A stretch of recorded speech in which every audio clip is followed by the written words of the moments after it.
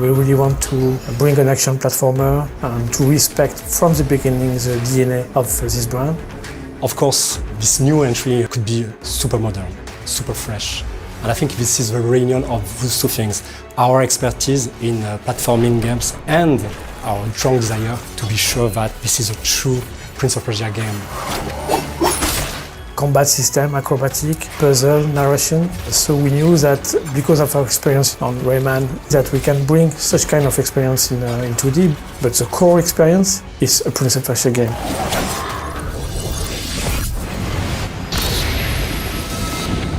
Sargon is a brand new character in Prince of Persia: The Lost Crown. He's the youngest of the Immortals. The Immortals are an elite warrior team. They fought and won many battles together. Let's go then. We don't embody the prince. The prince is the one we have to rescue. That's one of the different surprises that you will encounter in The Lost Crown. The Mount Kaf, which is the place where the adventure takes place, there's a curse. Time seems to be mixed up, doesn't follow anymore its natural flow. The story that one character will live will be different in terms of timeline than the story of his friend. So sometimes the consequences and the causes are mixed up. How is that possible?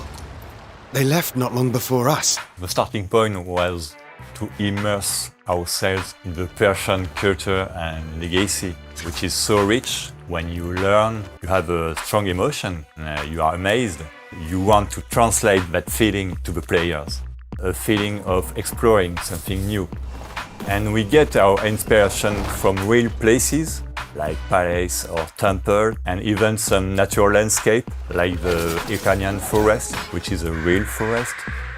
It was really fresh to have a forest in the franchise of Prince of Persia. I think it will surprise the players. And we have also living elements like platforms that ask you to shoot to activate it.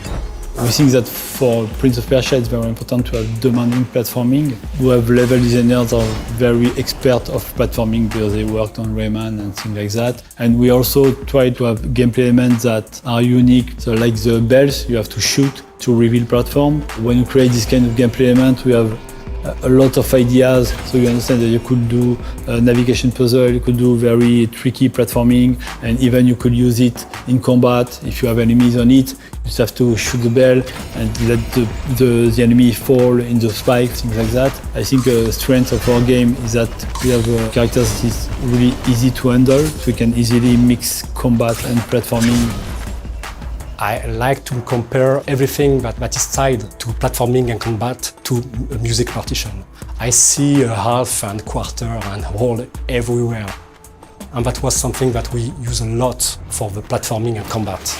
You know, the sense of rhythm. Freedom and creativity was the term that were defining the combat system. Everything is tied to a Sargon personality.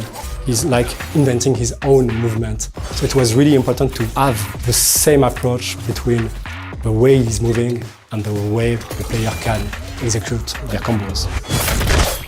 So back in the days, Sand of Time had pushed the boundaries standards with a nice and smooth animation.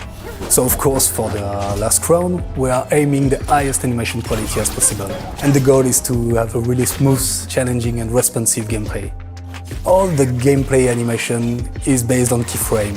Keyframe animation is the way to animate without motion capture. You create everything actually. You just take the puppet, design the line of action, the nice shape of the character and bring it to life. This allows us to masterize the timing and make it more cartoony.